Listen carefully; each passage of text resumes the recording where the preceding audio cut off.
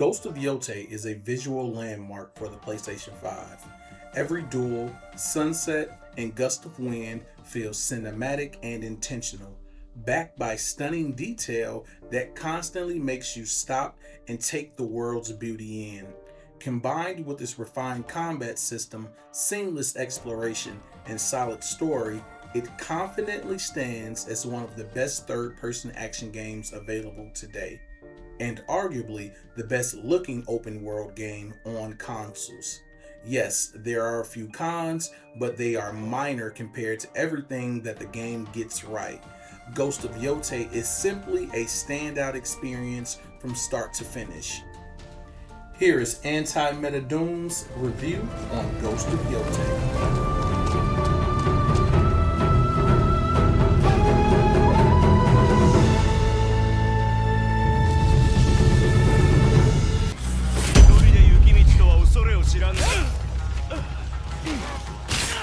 The combat in Ghost of Yotei is silky smooth. Honestly, some of the best you'll find in third-person action games. Every strike, block, and parry feels weighty and fluid. Landing a killing blow feels like a small victory before seamlessly flowing into the next fight. Timing is everything in Yotei. Understanding the rhythm of each battle is key. Perfect parries and well-timed blocks makes counterattacks feel powerful, while precise dodges and sidesteps keeps you just out of range of enemy attacks. It's satisfying, responsive, and just fun to play. You've got 5 weapons to choose from, each with its own special attacks, charms to enhance its performance, and advantages against specific enemy and weapon types. The variety keeps combat fresh.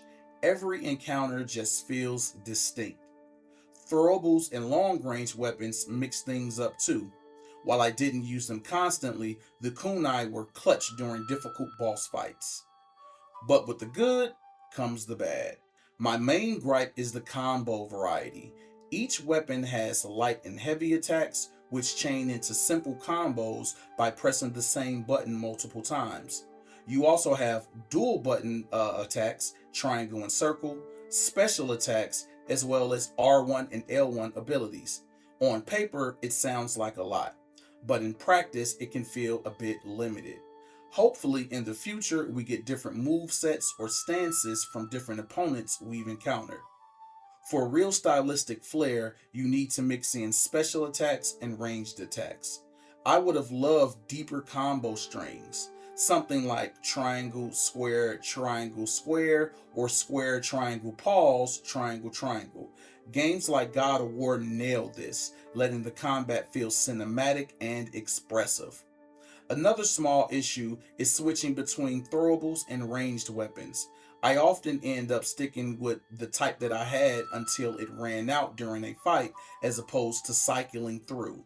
Maybe that's a skill issue, but it was an issue that stood out for me. And then there's the stealth combat. Be prepared for some pretty brain dead enemies. You can often take out multiple combatants or enemies while their guys stand there oblivious to what's going on.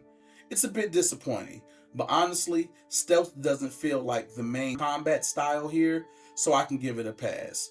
All in all, the Ghost of Yotei's combat is tight, cinematic, and incredibly satisfying.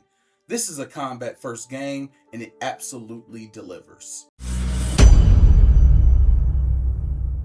The gameplay loop in Ghost of Yotei is fascinating. Sucker Punch tosses out the normal tabbed menu system and replaces it with a card system. Each card represents a part of your journey. Things like myths, Yotei 6 missions, and weapon quests. At first, it's a little overwhelming, almost like the cards are cluttered and confusing. But as you play, it clicks. Each card is a visual tracker of progress. It keeps your priorities front and center and gives you a sense of direction. It's smart and it actually works. Most of your time in the game will be spent riding your horse from point A to point B, only to get distracted by something else along the way. And you know what? That's exactly how you should explore open world games, organically.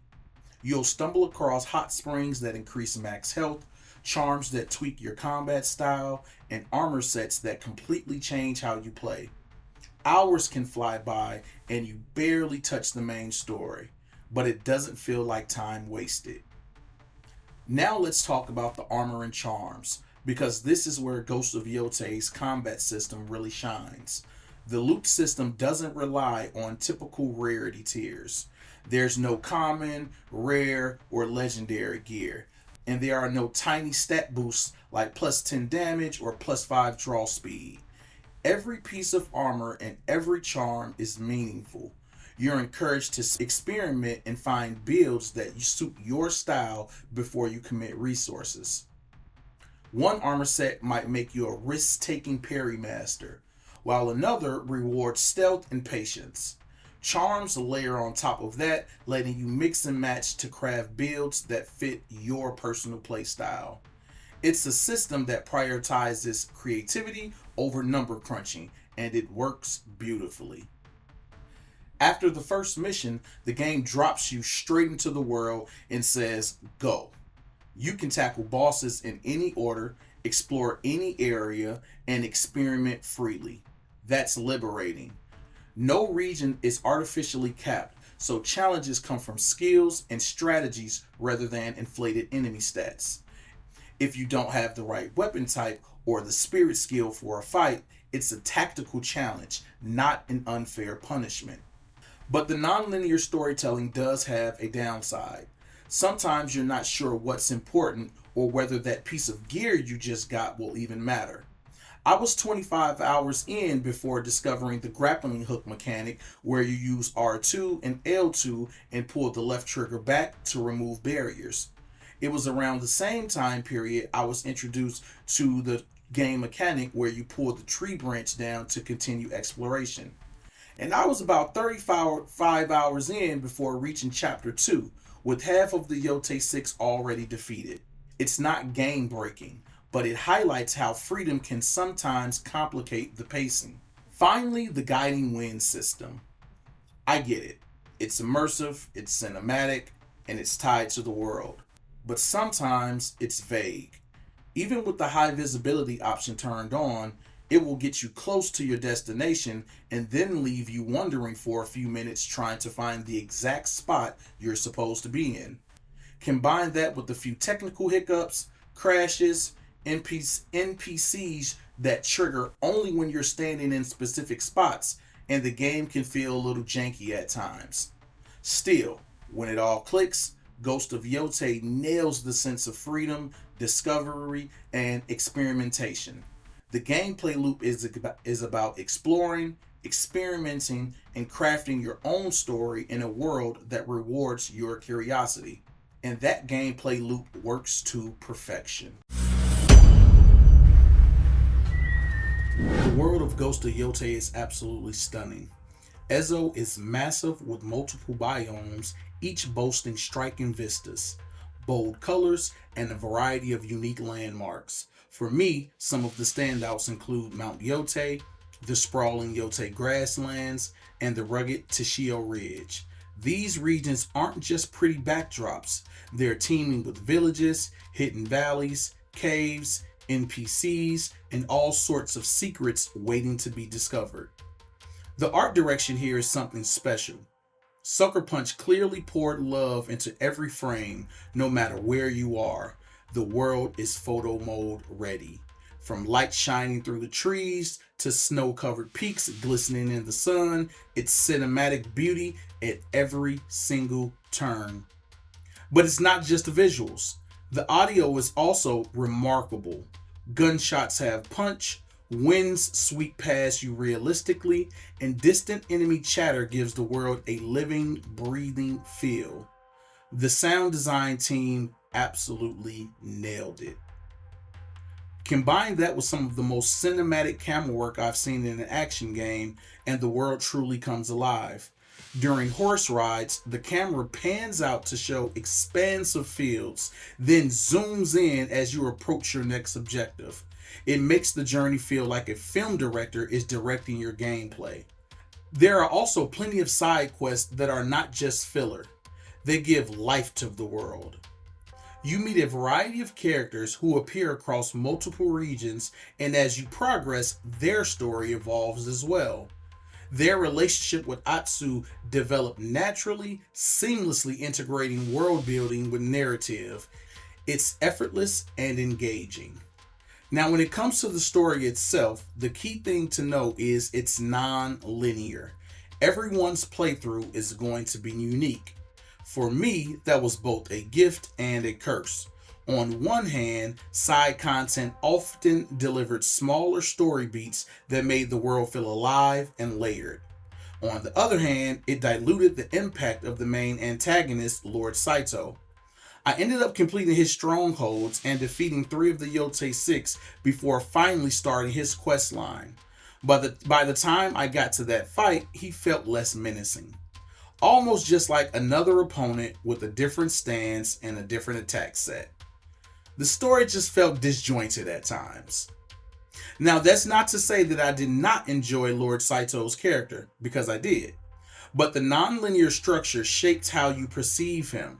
The game gives players the freedom to experience the world in their own way, which also means the big bad guy can feel weaker depending on your choices. A tighter, more linear story might have allowed Sucker Punch to develop his character more through dialogue and narrative action. Once completed, they could have opened up the world for players to finish up any side content. Either way, I did enjoy the story. The Yotei 6 themselves deliver memorable encounters. There's the Kitsune with a mysterious, complicated past, the Warlord Oni with an imposing presence, and even the Snake, who, while briefly seen, left a lasting impression.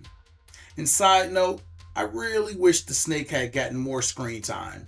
He had a cool character design, and finding out more about his backstory would have given him more character development. Either way, each of the Yotei 6 stand out, providing personality, challenge, and depth to the world.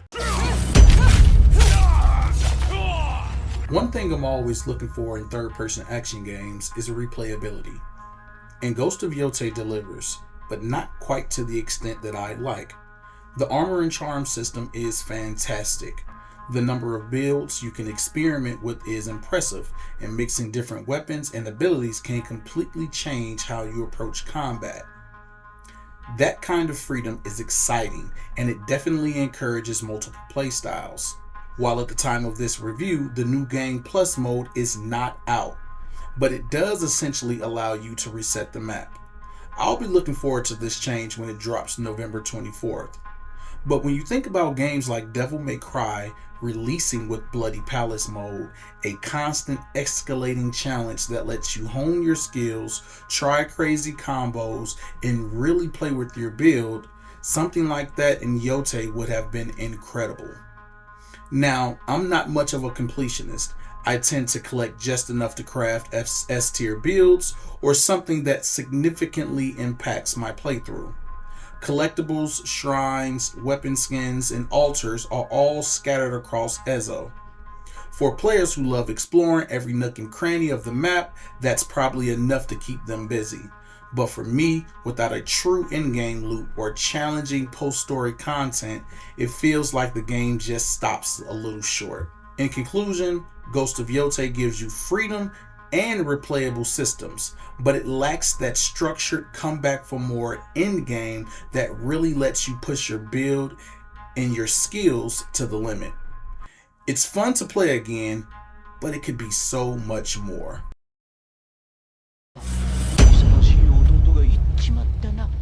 Ghost of Yotei is a masterclass in cinematic presentation and refined combat design. Its world is breathtaking, packed with vibrant landscapes, rich atmosphere, and attention to detail that makes every moment feel intentional. The combat system is tight and rewarding, blending precision, timing, and style in a way that few games manage to.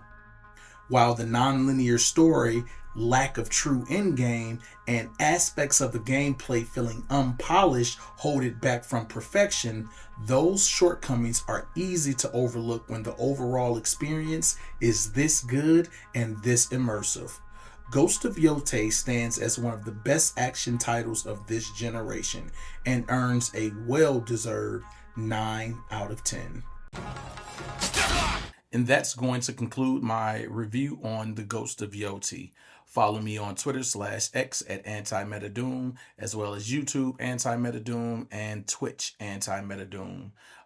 You already know, like, subscribe, and comment below. Let me know if there's something that you agreed with or if it's something that you disagreed with in my review. Let me know in the comments. Sound off. I'll be sure to read over them and respond to as many as I can. Peace, and I'll see you in the next video.